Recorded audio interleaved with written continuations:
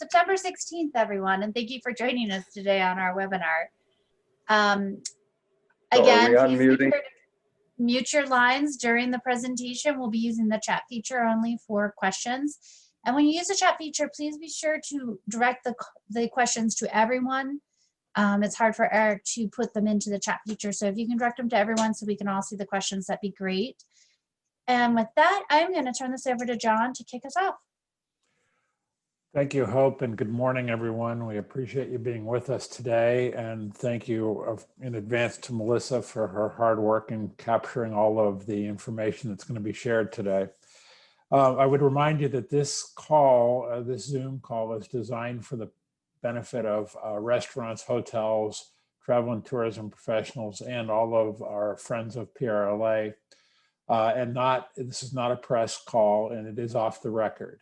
We entertain any and all press calls, but not in this format. So if you're with the press, please disconnect at this time. I'd also like to mention that this webinar is sponsored by NEF. NEF uses integrated marketing strategies to tell your story and expand your brand. PRLA partnered with NEF to bring branding and website solutions to HARP, our Hospitality Assistance Response of Pennsylvania, which has collected over $250,000 and distributed most of that to displaced hospitality workers because of the pandemic. Along with branding and website solutions, NEF delivers advertising, media buying, social media, public relations, photography, and videography services to their clients. Please visit neffknows.com, that's neffknows.com, and start a conversation and learn more about how NEF can help your business. And with that, I'll turn it over to Melissa. Take it away. Good morning, everyone. We have 148 participants and counting today. I have no idea why we have so many people on the webinar today. It must just be my wit and charm that's luring everybody in. So thank you for joining us. It increases every second. This is going to be fun. I really should have put bourbon in my coffee. Good morning, everyone. Welcome back. I will go over the most talked about item of the week this week, and we will get to that. But of course, let's get through other updates, which I believe are equally as important. Federal, not as much, but state is really where the action is right now. But a federal update quickly. Congress is back in session. We talked a little bit about this last week in terms of trying to come up with another COVID package. And as we discussed also last week, the elections are really a driving force in terms of an announcement that came out from Speaker of the House, Nancy Pelosi, yesterday, which she essentially said, we will keep everybody in DC, which got changed a little bit to we will bring everybody back to DC because we are determined to get a COVID package across the finish line before the election. This is because of those swing districts right now. Your moderate Democrats really need another package to try and get themselves reelected. So she's getting a lot of pressure from her party. And that is really what led to the announcement yesterday. So again, elections can be good, elections can be bad. In terms of this announcement and trying to come up with an agreement, it's good because everybody's coming back to the table to try and figure out a package. We are still very far apart though. You have the Senate that's talking $1 trillion. You have the House that's talking $3 trillion. In the end, I think 1.52 trillion is where it's going to land, but who gives up what is still up in the air. As always, the P3, the second drawdown, continues to be a constant. That continues to be a regular part of the package. I know that there is a lot of push right now in terms of other pieces of legislation, like specific restaurant recovery packages. As we talked about before, yes, our national association, the National Restaurant Association, is advocating for Restaurants Act or some version of it.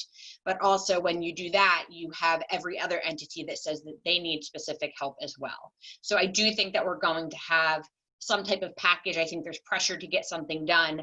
I don't think it's going to be $3 trillion. And the question is going to be, is how much does Speaker Pelosi have to move to try and get a win or a checkbox for those in her party that are running for re-election and need that support. So they are actually in until the beginning of October, and then they were hoping to break to go and run for re-election. So this month going into October, again, is really going to be the month that determines if we get another package across the finish line. John and I were on a few calls last week, and some of the talking points that you've probably heard from us as well is the need for all of you to get extra assistance from the federal government. It's a running joke of you got 8 weeks of P3. I don't know, Eric, where are you going? Eric's on a PowerPoint spree. 8 weeks of P3 means nothing when we've all been shut down for 6 months. So there is that need, there is that drive, I think, at the federal level to provide more assistance to everybody. So that's where we are federally. I'm up to 180 participants. I'm starting to get nervous. That's where we are federally. Stay tuned. If we don't get something done now, we're going to go into January before we get another federal package done. And I know none of you can afford to wait. So stay tuned for grassroots information from our national associations, American Hotel and Lodging Association, Asian American Hotel Owners Association, National Restaurant Association, and U.S. Travel. They will be reaching out as they start to hear whispers of what could be included in that federal package. Let's talk about state stuff. I'm going to get to the lawsuit. I know that's why you're all here, but let's talk a little bit about state updates, because these are things that are more important than the lawsuit. You don't believe me. I know many of you don't believe me, but I promise you that the things I'm talking about now are going to supersede what I'm going to talk about later, at least in the long run. The House is in session this week. I mentioned it last week. The Senate was in session. The House is in session this week. They're continuing to move bills. And tomorrow, some of PRLA's legislative priorities are moving out of committee. So I'll start there in terms of House Bill 2615, which is our grant program, the restaurant grant program, $250 million, is scheduled to move out of the House Commerce Committee tomorrow, in addition to House Bill, I think that's supposed to be 2832, if my mind is correct. But the other House bill, Events at 50%, is also scheduled to move out of the House Commerce Committee. I'm going to circle back to 2513, I promise. 2832 is not any different. So essentially the language in 2832, we loaded into House Bill 2513, but that bill is being moved tomorrow just in case there needs to be some type of placeholder. If something happens to 2513, we need another vehicle. That's why that bill is moving. So it's not any different than the language we loaded into House Bill 2513. It's just the standalone event piece in case we need it, as I said, for a vehicle. So 2615, 2832 are scheduled to move out of House Commerce Committee tomorrow. Beyond that, because there is no federal package that is likely to be considered or that is looking to allow states to use CARES Act money to fill a budget deficit, the legislature is starting to look at that $1 billion in CARES Act funding that needs to be spent before the end of the year in terms of grant and recovery programs. So those are conversations we're having right now. I cannot speak publicly to any of those negotiations, but a recovery package for the entirety of the industry is a broad topic of conversation on the Hill right now. So while 2615 is moving, it's a great grant bill. That could move, or a broader package for the entirety of the hospitality and tourism industry could also be part of the discussion. So those are items that we're working on right now. House Bill 2513. Embed this number in your brains right now. This is the most important piece of legislation that you need to be thinking about right now. It's the most important thing you need to be thinking about right now. Lawsuit aside, we'll get to it. 2513 is the only bill that is going to get us back to where we were before July 15th. Nothing is going to change unless we pass 2513.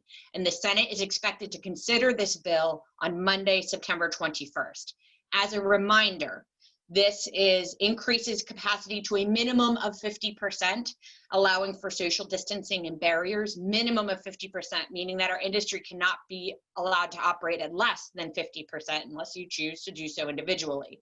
Brings back bar seating, eliminates the meal requirement, and we'll be adding language to get rid of that 10 p.m. requirement as well. In addition, it contains that language from House Bill 2832 to allow events to operate at 50% capacity with social distancing. This bill needs to get bipartisan Republican and Democratic support. We are going in today's legislative update and tomorrow's daily update. I call it legislative update because I'm selfish and I think everything's about legislation. Today's daily update, tomorrow's daily update, Friday's daily update. We are going to be providing you contact information for all 50 senators. I don't care if you're not a constituent. We need you to call senators. Beyond that, we need you to call Democratic senators. We talked about this. It was in the update last week. We did have an appropriations vote last week in the Senate, and we had 4 Democrats who voted against reopening, 4 Democrats that do not want our industry to have a chance to survive through the winter. Those 4 Democrats are Senator Costa, Senator Haywood, Senator Hughes, and Senator Street. We still got the bill out of the Appropriations Committee with broad bipartisan support, but we cannot lose any of that bipartisan support. So please take a moment. We're going to provide you email addresses and phone numbers. You need to start making these calls, because if we don't move 2513 with bipartisan support over to the House, we will not reopen. And these mitigation measures that are in place now, plus the new mitigation measures the governor is putting into place on September 21st, will not go away. So I know we're all interested and want to hear other things today. House Bill 2513 needs to be your top priority. Everybody on this call, it needs to be your top priority. So please keep an eye out for that contact information and start making those calls, especially to those Democrats. Republicans, I can say with confidence we have them. It doesn't hurt to reach out, especially if you're a constituent, but it's those Democrats that we really need to put the pressure on, that we need their support to bring us back to where we were before July 15th. Other bills. There's a school sports bill. Don't know if you heard about it. House Bill 2787. It's currently on the governor's desk. This is, I call it our temperature check in terms of a veto-proof bill. It allows school districts to determine the capacity that they can have at school sports. Of course, currently, the governor said there should be no sports until January. Obviously, since then, PRLA has said that sports can happen, but the capacity limits are unchanged. So House Bill 2787 says school districts can determine their capacity limits. It did pass with bipartisan support. It passed with enough Democratic support, not as much as we want for 2513, but enough that they could override a veto. And the governor has said he's going to veto this bill. He hasn't yet. But this is really going to be our temperature check in terms of those Democrats that say that they're with us. If they vote to override a veto on House Bill 2787, that means we're golden in terms of 2513. So please pay attention to our daily updates on that front. The governor has until next week to veto the bill. Obviously, the House has said and the Senate has said they will immediately vote to do an override vote of a veto. We don't expect the governor to veto it today or tomorrow because the House is in Senate and they'll immediately move to override. We expect him to wait until the last minute to drag out the timeline. But that really is going to be our temperature check in terms of if some of the people in his own party that are as frustrated as we are stay with the industry, stay with the bills in terms of reopening. So keep an eye out for that one. Regional roundtables. The whole reason House Bill 2513 is flying, the whole reason we're moving a restaurant grant bill and potentially a hospitality and tourism grant bill, the whole reason that every legislator you talk to is listening is because of those roundtables that we've been having, which is why the conversations that occurred at those roundtables so far, it's so important you continue to have them with those elected officials, especially those elected officials that either voted against us in terms of the 4 who voted against us in the Senate Appropriations Committee, and also those that might not have said all that much in those roundtables. You need to continue having those conversations. COVID's been terrible. We all are suffering, you're all suffering from COVID, but never have we had a louder voice and better advocacy from all of you than we do right now. So you need to use your passion, you need to use your frustration and your anger and reach out to these legislators and demand that they help the industry. So please continue to do that. We have one more roundtable left. It's going to be on the 28th. The reason it's not sooner is we picked the 28th for our Midwestern Roundtable because that's the week that the House could be doing a concurrence vote on House Bill 2513. So that we timed that right before the House vote to continue to drive conversations on that front. So we do have one more roundtable left, but as I said, continue to have those conversations that started at the roundtables, even if you didn't participate. Make friends with your senators, make friends with your House members. So as our pieces of legislation start moving, they're hearing from you. And then again, you can see number 11 is Midwestern. So if you were located in those counties, we have invited those elected officials to the 28th. So please sign up to participate in terms of, if you haven't yet and you're in those counties, in terms of the roundtables. And that should wrap up the roundtables and the requests for roundtables that we have. And thank you so much, everybody, for participating. Okay, so, not a lot happened this week. And I remember last week, I joked, I said to John, I said, can I take a sick day? Because of the September 8th announcement from the governor. And now today I'm like, wow, I would love to talk about that September 8th announcement, because this ruling is even more of a headache. I'm going to begin this by saying, don't shoot the messenger. I am just telling you what we know, and it might not be the answers that you want. It might not be what you want to hear, but I am just going to tell you what we know, so don't yell at me. I'm just telling you what we know. So this week, on Monday, at around 9:55, which was when my phone started blowing up, there was a ruling from a federal judge as it pertains to a lawsuit that was filed by a few county governments and also by some elected officials that are located in those counties. Federal Judge William Stickman, I've mentioned this before to some of you. Judge Stickman, before he was Judge Stickman, actually was the lawyer that represented PRLA in our paid leave suit out in Pittsburgh. So it was kind of cool to see his name in terms of this ruling. But he basically said, on the basis of what this ruling was, that the decisions that the governor made were unconstitutional. It is not a blanket, every single mitigation announcement from the governor is unconstitutional. It is not what the ruling says. It does not apply to everything that's keeping you up at night and hurting your business. There's a few things that it applies to. One is a stay-at-home order. These are things that happened in March and April. He basically said, you cannot do another, everybody has to stay at home order. Doesn't really apply anymore. He said, you cannot do a unilateral picking and choosing of winners of shutting down a business. He didn't say you can't mitigate. He said you cannot shut down businesses 100%. Two things that do impact us to a certain extent is one, he said that the 25-person, 200 indoor, 250 outdoor parameters are not constitutional, quite frankly, because the governor and the government wasn't following their own orders in terms of they allowed the car show to happen in Carlisle, and they participated in rallies, which they said anecdotally were permitted, but their guidance did not say was permitted. So he said that the 25, 250-person rule was unconstitutional. And then when it comes to restrictions in terms of operations, not a clear ruling on that front. He really just said, you can't have these mitigation pieces in place forever without an end in sight. So he basically said, you need parameters of when can a business go from 25 to 50? It can't just be today you pick a name out of the hat and decide these counties can increase. That is what it says.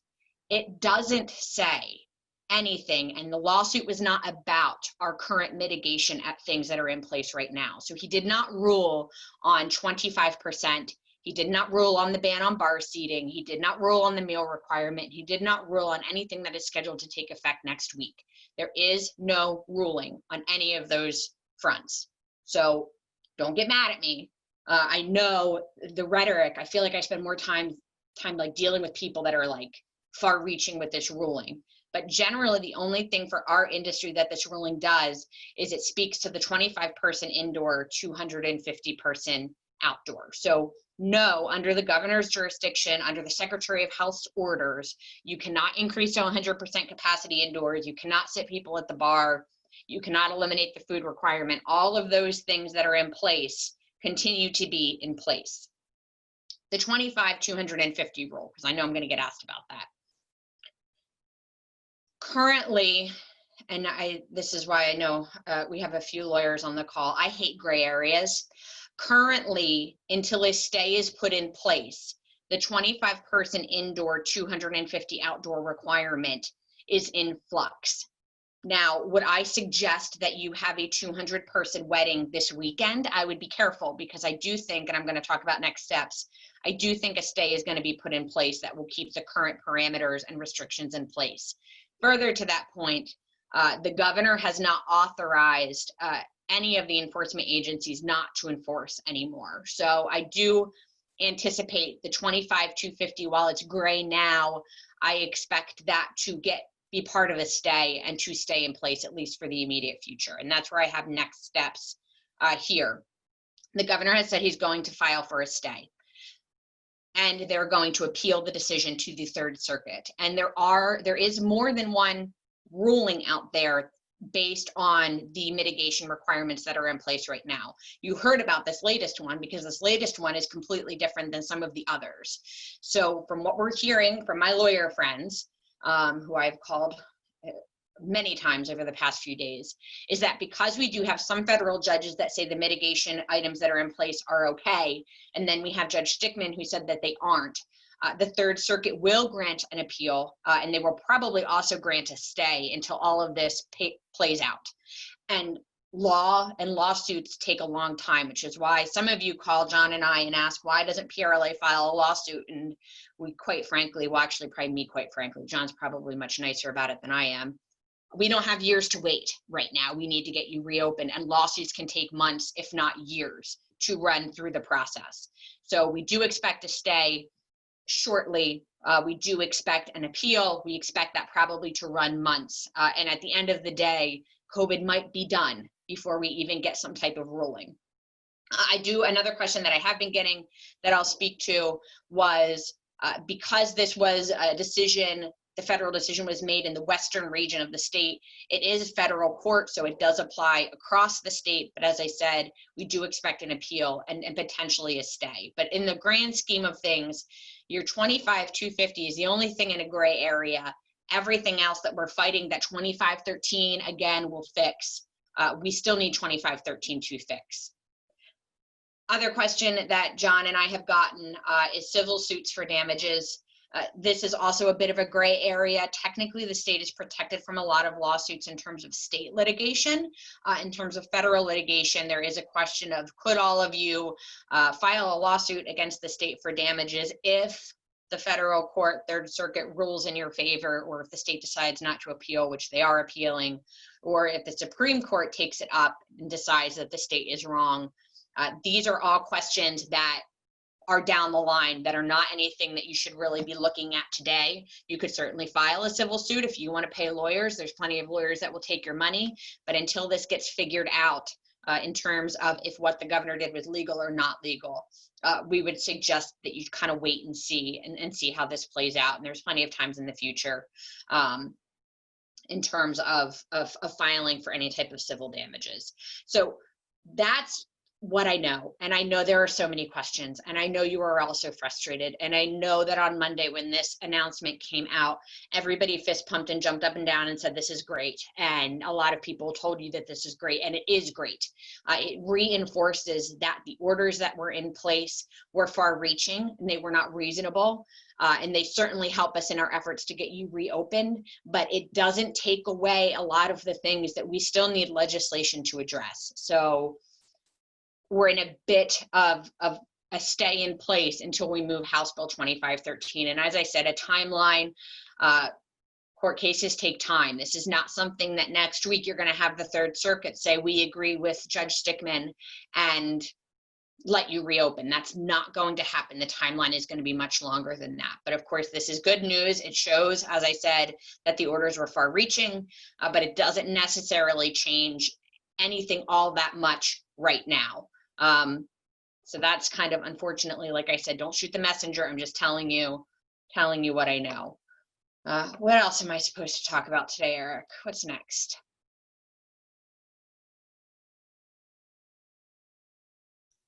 I've lost the ability to move this.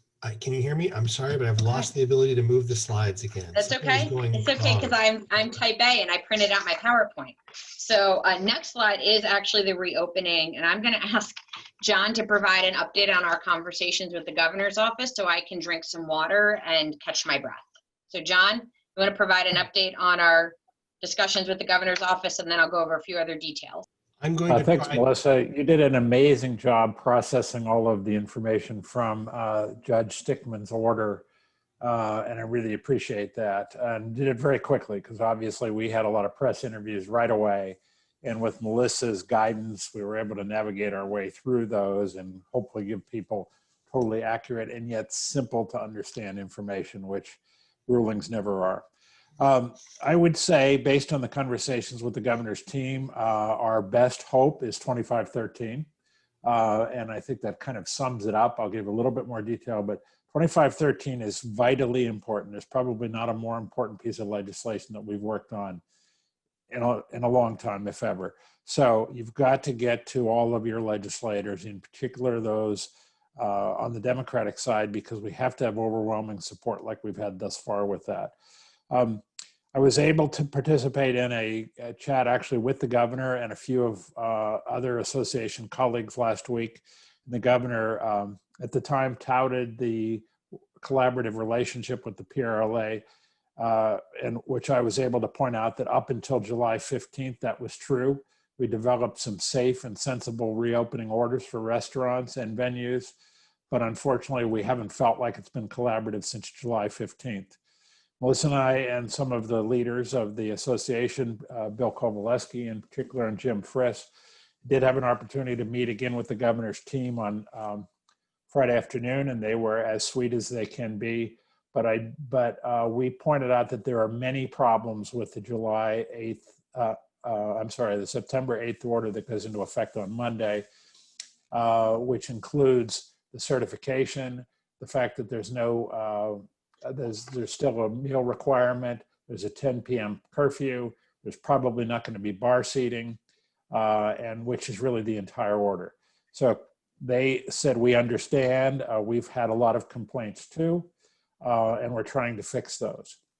That said, 2513 is absolutely our best hope, and the bipartisan support on it is overwhelming. We have to maintain that support and not allow legislators to get distracted that the September 8th order from the governor is actually a fix for restaurants, because it doesn't accomplish what we need.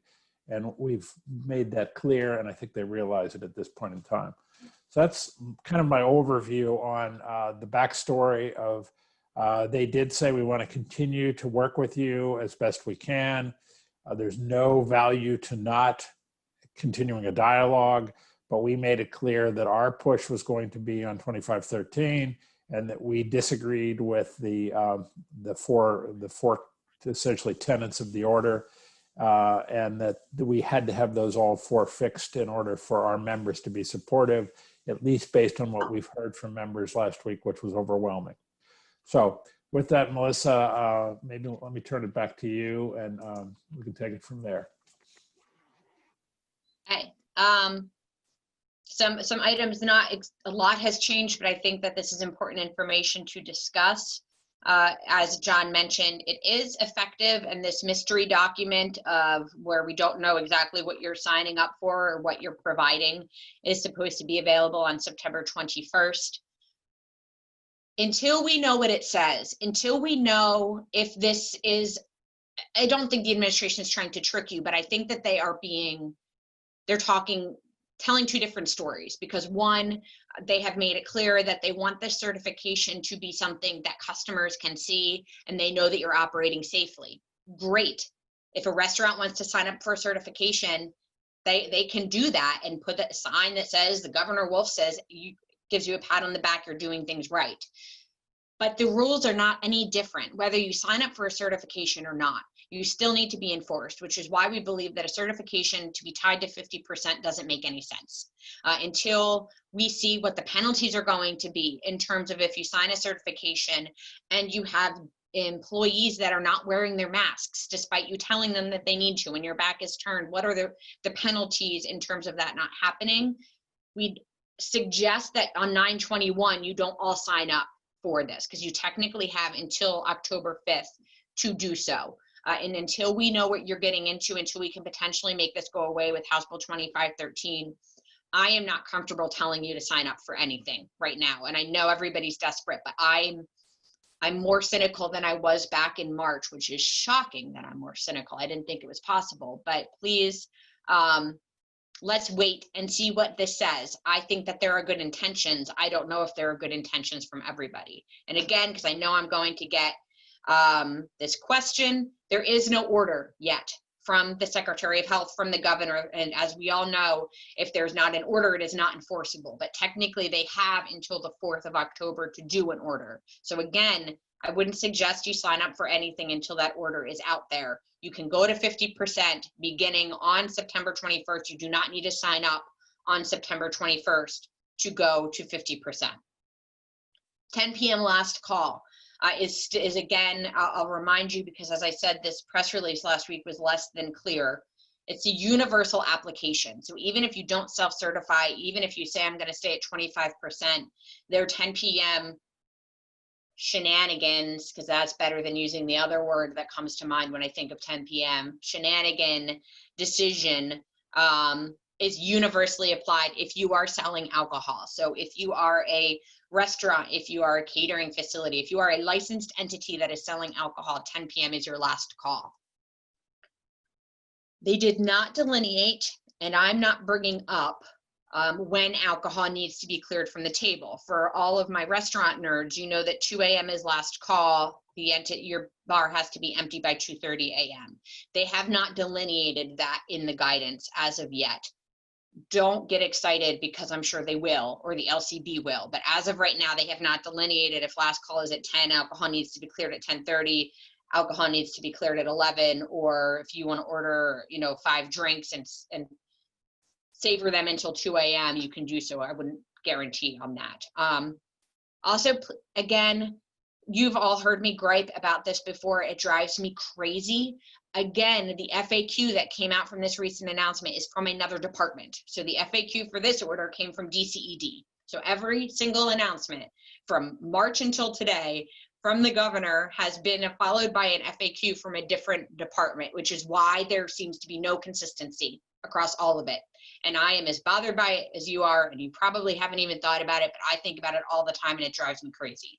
Also to this order, in our conversations with the governor's office last week, when we talked to them initially before the order, they hadn't made a decision on allowing bar seating. They since iterated, and also in their FAQ, that you are still not allowed bar seating. So you have to close at 10 p.m. and you still can't let people sit at the bar, and the food requirement still remains as part of the order. For events, I did put events unchanged only because they are not allowing events to go to 50%. They're still saying a event is 25 people indoors, 250 people outdoors. Yes, I know, court ruling, ding, ding, ding. But as of right now, the governor's order is 25 indoors, 250 outdoors. In terms of local, I know we've gotten this question, and I think it'll be on the next slide, which I'll get to in a second. The stronger of the enforcement action is what would take effect, which is what would apply here. So in Allegheny County, your 11 p.m., everybody has to be done eating, has to be out at 11 p.m. Your last call for Allegheny County, as of right now, because Allegheny County could change, is 10 p.m. last call, everybody out by 11. In Philadelphia, you currently have an 11 p.m. last seating, everybody out by midnight. Again, this would be 10 p.m. last call for alcohol. You could still do an 11 p.m. last seating, but you cannot offer alcohol as part of that last seating. And of course, what PRLA is doing in response, outside of me screaming curse words, not always directly to the governor's office, but we are continuing to try and reason with the governor's office. But again, it drives me crazy. And I wish that we were back to the days in April when John and PRLA leaders had the governor's office listened and worked with us, and it's not happening right now.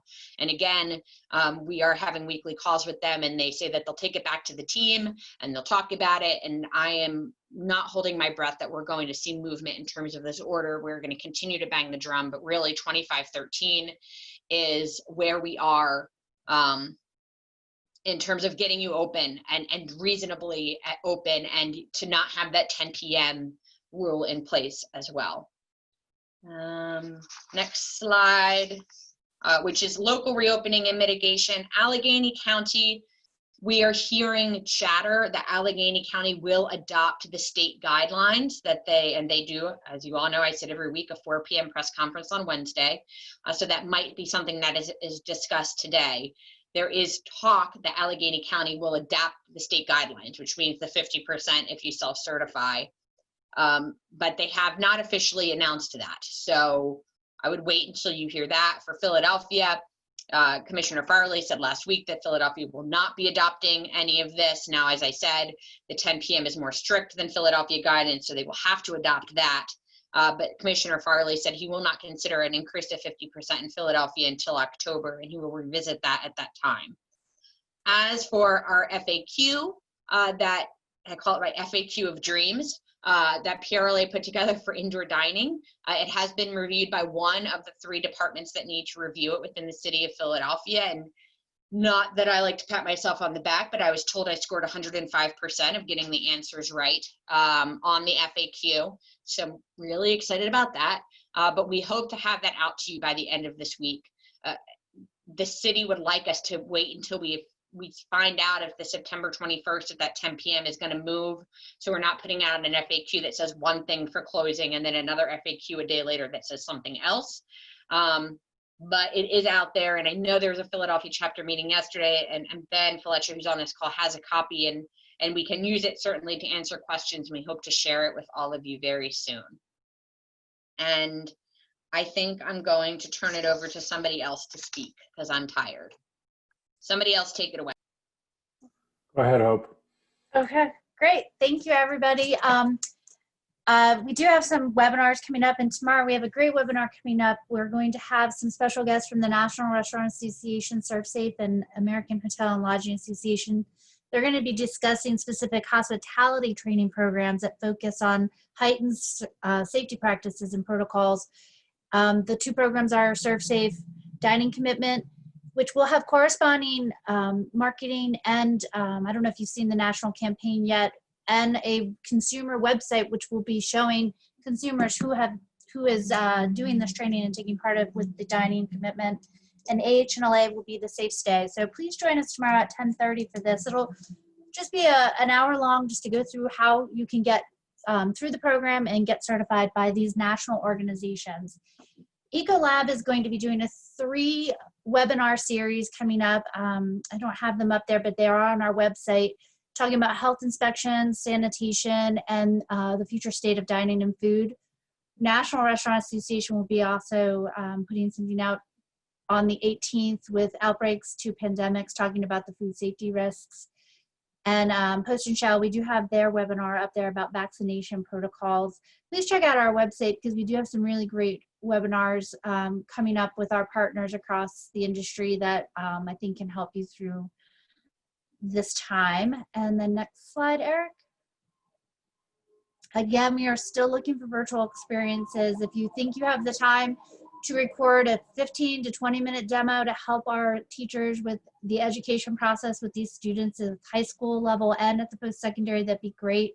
A lot of them are trying to come up with remote learning experiences so their students keep active and keep interested in our field. And as always, we do have training solutions for the COVID. There is a new COVID product that is out from ServSafe for de-escalation training. It's about an 8 to 10 minute online video along the same lines as their takeout and their delivery program and the reopening program. So check that out. And as always, we have our ServSafe classes coming up. And sorry, Melissa, I was really quick, so I hope you got a chance to take a drink of water. You could have talked a little slower, Hope.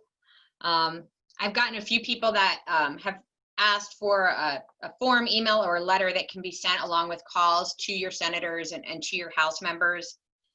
We are going to put together talking points for you. I haven't quite decided if I want to do a form letter because, quite frankly, if a legislator receives 50 of the same exact letter, they know that you just copied and pasted a letter and sent it to them. So we will likely be putting together talking points, and then we're going to ask you to fill in specifics about your own business. So we will tell you what we want you to say.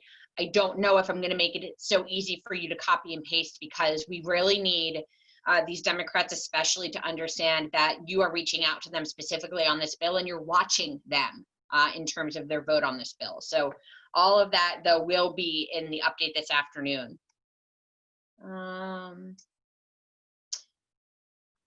I'm an event coordinator at a large facility. Though all of my weddings this year have been canceled, postponed, I have an October 10th couple who is still holding their breath that they can have 80 to 100 people inside. If you had a crystal ball, what does it say? House Bill 25, it depends on how big your space is. House Bill 2513 does bring private events up to 50% capacity. So let's say the bill gets to the governor on the 29th and he decides he's going to veto it. It's going to be close because he would technically have until the 8th to veto.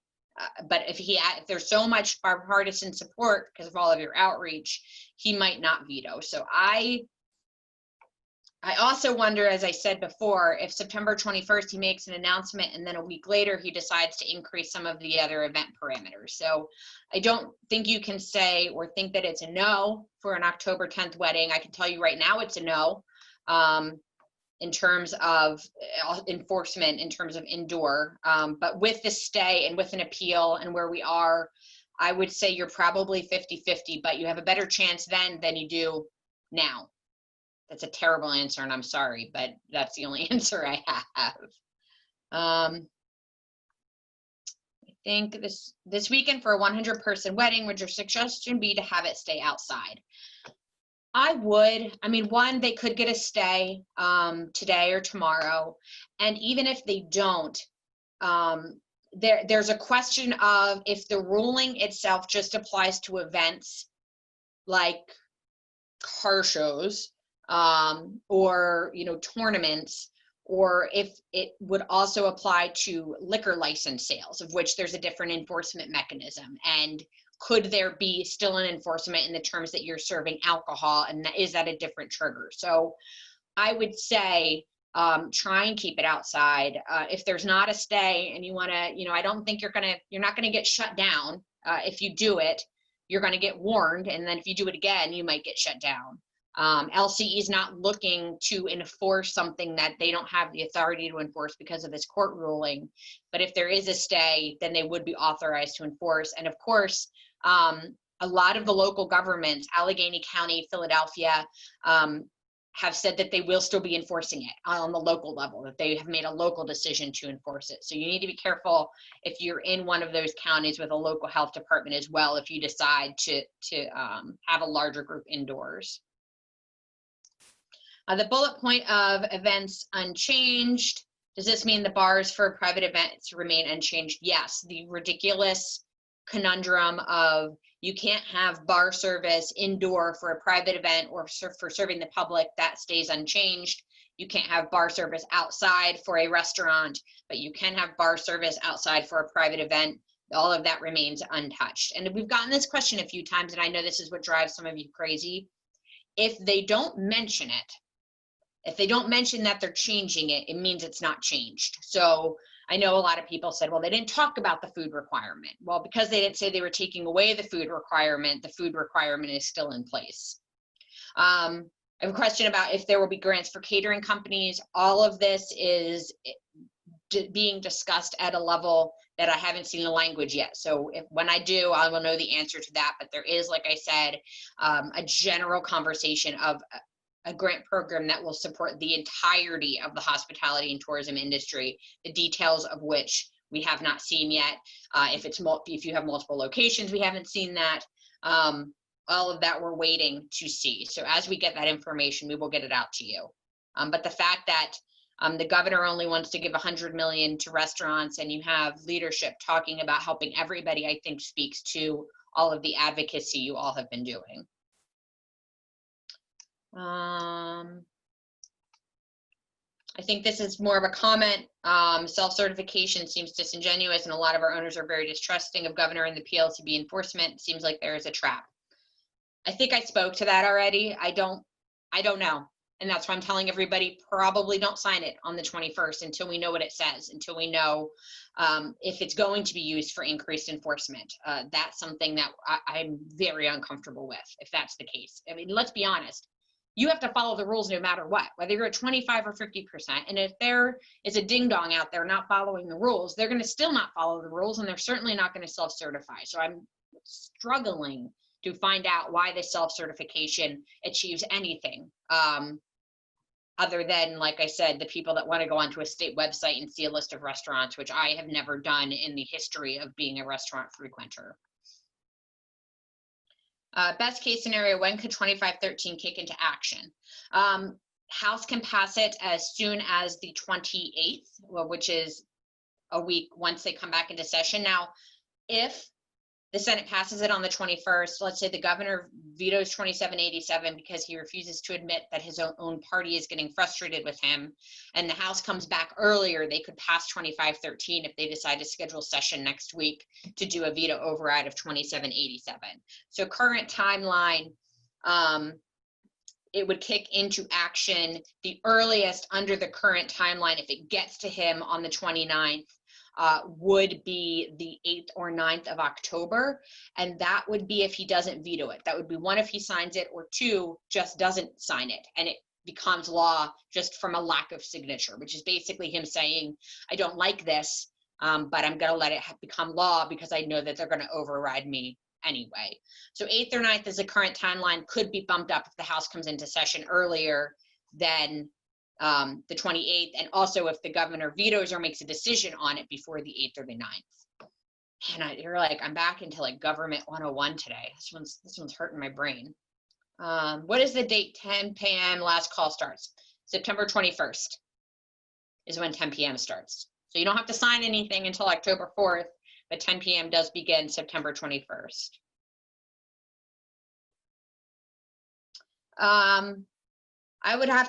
We'd probably have to talk internally about providing us with a statement encouraging restaurants to hold off on signing the self-certification. I would want to talk internally because I can give you my recommendation as Melissa Bova, Vice President of Government Affairs, but I certainly don't want to tell people what they can or can't do or tell them what they should or shouldn't do. So we'll talk internally about that. Like I said, I can give a recommendation. I don't know if I feel comfortable telling everybody don't sign it. So let's look into that. Yeah, so this is Leah. Let's talk about to-go drinks for a minute. 10 p.m. is last call, beginning September 21st. If you are selling mixed drinks to go, or you have a WEP, which means you are able to sell up to 4 bottles of wine to go, you can sell to go until 11 p.m. Those are the current restrictions for those two items to go.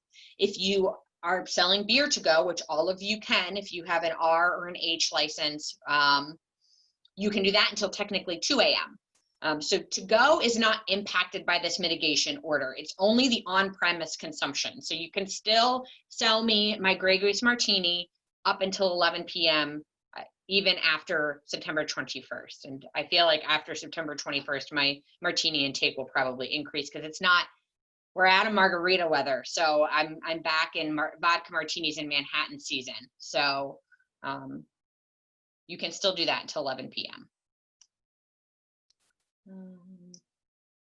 10 p.m. deadline is going to drive 19 to 24-year-old college kids to house parties. I think that the 19 to 24-year-old college students have been driven to house parties since July 15th, quite frankly, because when I was in college, I wasn't buying a burger to go with my $2 pitchers in college. So yes, I think it is another, I don't think it achieves what people want.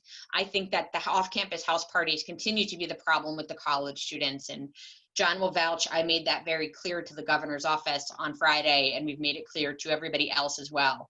So yes, I think it drives them to the house parties even more, but I think they're already going to the house parties. I have not, did you happen to watch the Taste of Sicily video with legal and LCB advice on reopening? Any thoughts on the truth behind that? I have not seen that, and John's shaking his head. So Becky, if you want to give us a link to that, I can look at it afterwards, after this webinar. I have not seen that one. I've seen a lot of dog videos. I watch a lot of dog videos. I think this is another comment. This recertification is unnecessary. I agree. We have our business and our liquor license. We've been operating for over 6 months. We know it is required. Yes, and I think PRLA is 100% in agreement, and we have made it clear that we think this self-certification is shenanigans. Is Philadelphia 250 guests outside as well right now? No, Philadelphia is 100. It used to be 50. It is now 100 guests outside in Philadelphia. Is that right, Ben, or is it 150? It's 150 in Philadelphia. Second guessing. 150. 150. See, you just got another 50 people. Philadelphia is 150. Allegheny County is 100. I don't know. Just check the daily updates. I need to get that, like my flow chart up. Just for clarity, we can go to 50% without verifying. You can go to 50% without verifying until October 4th. Enforcement begins on October 5th. So you need to certify under the current rules, as we know them. You can go to 50% on September 21st. You need to certify by October 5th. October 5th is when enforcement begins, which is why I keep on saying October 4th. And Ben Molly says, thank you for stopping by in Wayne last week to give a heads up about enforcement. Let's see, this is from Allison, who's from Pittsburgh. Hi, Allison. Allegheny County Health Department has a field task force proactively inspecting. Will this continue, and will they fold in these new items if this order goes forward September 21st? The FAQ for September 21st is Ag and PLCB will enforce. Will this be a second enforcement visit? I would presume the field task force in Allegheny County, as far as I understand, and John, you can correct me if I'm wrong, are enforcing Allegheny County specific guidance, but also the state guidance in terms of it applying. So I would presume that that task force is going to be adding these items to their checklist, since Allegheny County will be adopting them. I don't believe the task force is enforcing just 11 p.m., which is the only difference from the state. But John, do you want to speak to that? I think you're right, Melissa, and County Executive Fitzgerald refers to them as educators. They're over and above, or in addition to, I should say, the actual health department officials to help people to comply. So to the degree that they're enforcement, I think they'll continue to be there. It's recognizing the fact that the health department is understaffed to handle this, and they're just trying to assist in what's described as an educational capacity. I'd be surprised if they don't continue with that, Allison. Okay, and then I'm assuming it's added, but Susan, Dale wanted the website for the virtual learning for students, so I'm sure that might already be up. I just haven't scrolled down that far. Does the 10 p.m. last call apply to catered events as well? If the catered event is done by a licensed entity, so if you are serving alcohol, if somebody is paid $80 for dinner and open bar, or it's at a hotel, or you're catering and providing alcohol that they have paid for, yes, 10 p.m. applies. Now, for what somebody does in their own backyard, where they're sort of having beer with their friends and it's not licensed, it's not operating with a license, then no. But any licensed entity that is serving alcohol, which means that people are paying for alcohol, whether it's all inclusive or not, 10 p.m. applies. Does the 50% capacity include staff? Yes, but only, and we've clarified this now across the board, the capacity, the inclusion of staff is your staff that's interacting with your customers. So it's not your back of the house staff, it's not your cooks, it's not your chefs, it is your servers, it's your hosts and hostesses, it's your bussers. So the staff that is facing and forward facing, front facing your customer is included in that 50%, not your staff that is not. So your back of the house staff is not included.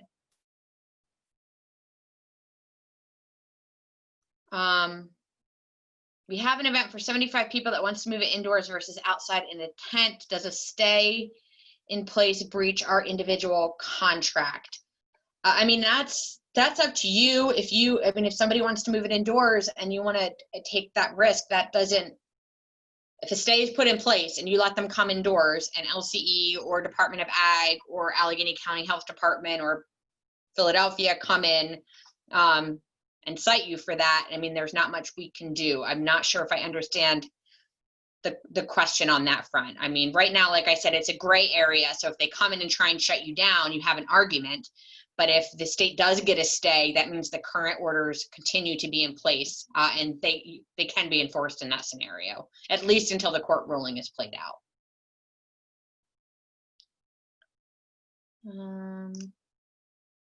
Let's see. There's a question of a link for the call tomorrow is not on your events page.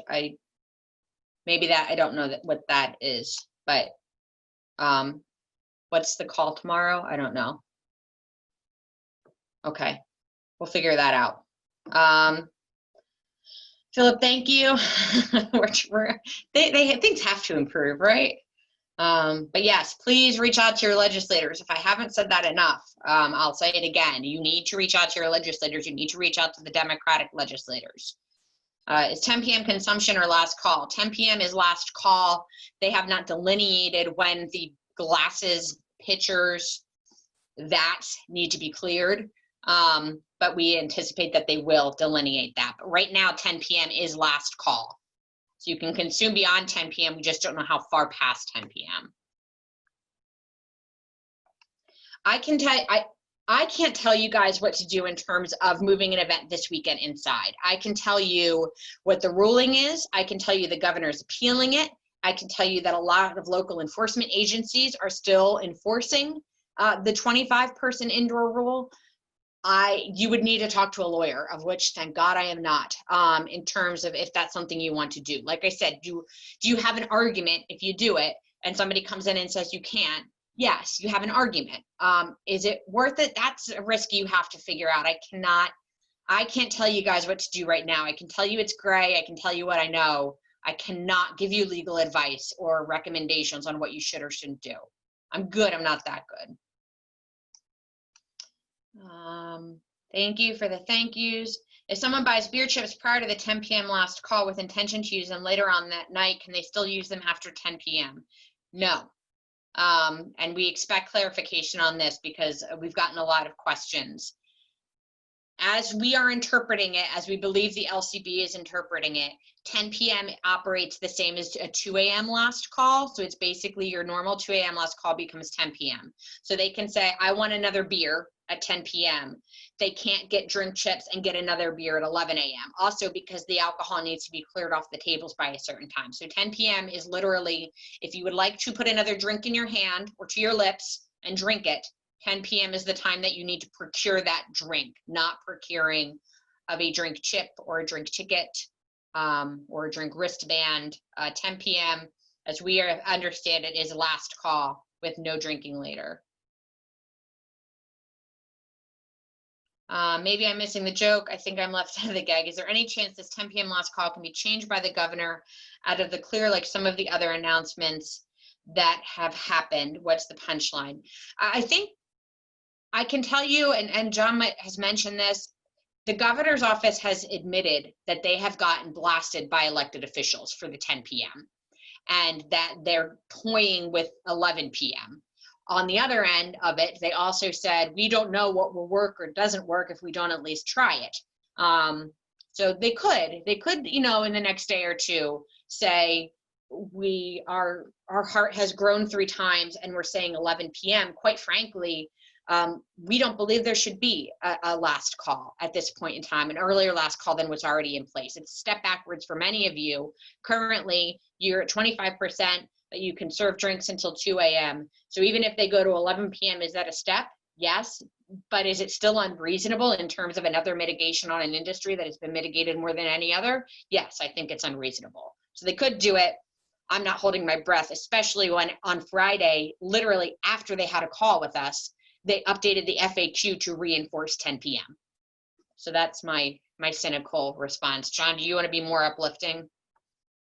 No, you got it right. The literal answer to Stephen's question is yes, the governor can do whatever he wants to do, and he's been proving that particularly since July 15th, and that's the sad part about it. In this case, I don't think they're going to go earlier than 10 p.m. And I think this may be the number one thing they've taken heat over is the alcohol curfew of all of the things they're taking heat for in this issue. So I think Melissa captured it well. Do you think Jay Costa will be welcome at restaurants and Fitzgerald?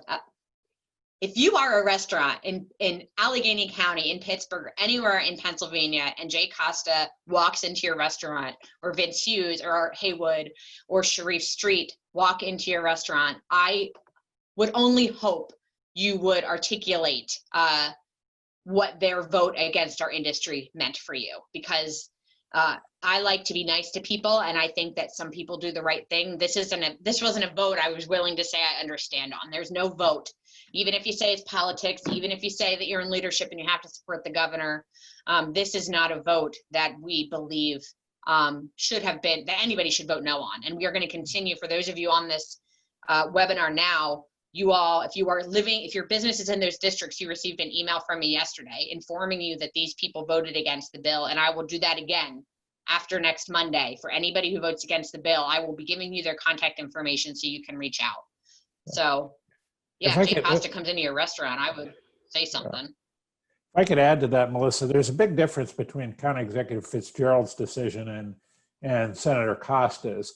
County Executive Fitzgerald was operating under the guidance of his the director of his health department. In this case, I don't know what guidance Jay Costa had to vote against restaurants. So I'm not necessarily supporting what County Executive Fitzgerald did, but we have talked with him. We know that he wants to do the right thing, and he was trying to operate under the guidance of the health department. So, but as for Senator Costa, inexplicable. Thank you. My restaurant deals solely on reservations. We are trying our best to stay within the parameters that we have been blessed with. We are challenged every single night with how many we will be taking Thanksgiving reservations October 1, and usually sell out in 2 hours with over 500 reservations. This year, we do not know what to do and how many suggestions. I can tell you that PRLA is going to fight like heck to get you to 50%, if not higher. That's what 2513 will do. That's our goal, is to get you to 50% at minimum. But I can only tell you what the rules are right now, and right now it's 25%. So if on October 1st, when you open up, the rules are 25%, I wouldn't take 50% worth of reservations or 100%, because you're going to have some unhappy customers. So I can only tell you where we're trying to get you. But I can only tell you the rules that are in place at the day you might take reservations for an event are the rules that are in place. And I'd suggest you, I think I'm good. I think I'm going to get you a higher percentage. But I can only tell you on that day, wherever you are, is probably where you should stay until you could open up for more reservations. That would just be my, this is what we know answer. I think I'm nearing the end. This wasn't actually too bad. It's only noon, so. I know, but I had to think a lot. Court cases give me a headache. Did. Well, thank you, everybody. As Melissa mentioned, we will be having this recording will be going out. I mean, Steph mentioned this recording will be going out later this afternoon, as soon as it's up and ready. Thank you for joining us, and as always, have a great rest of the day. One more question: do you think you'll be doing another update before September 21st? I guess depending if some guidance comes out. If things change, which I'm not holding my breath on. So, I mean, I think that we will put a big reminder in Friday's update, letting you know that things haven't changed and maybe where we are. But unless today or tomorrow or Friday morning, the governor's office changes the guidance, I'm not sure if we'll be doing another one, because I don't think we'll have new information. Now, keep an eye out on September 21st, because you're all going to get blasted with the vote from the Senate in terms of voting for 2513, but I don't foresee another webinar. The next Philadelphia chapter call, Ben? I mean, I know there was one yesterday, so I don't know if Ben's still on. About 2 months out. In another 2 months? Okay. Yep, we'll have it up on the calendar. Thanks, Ben. Well, thank you, everybody. Hope you all have a good rest of your day, and please reach out to us if you have any other questions. Thanks, Melissa. And reach Thanks, out to your John. senators. Reach out to your senators. Call all of them. Thank you, Thank Melissa. you. Thank you. Bye. Bye, everyone.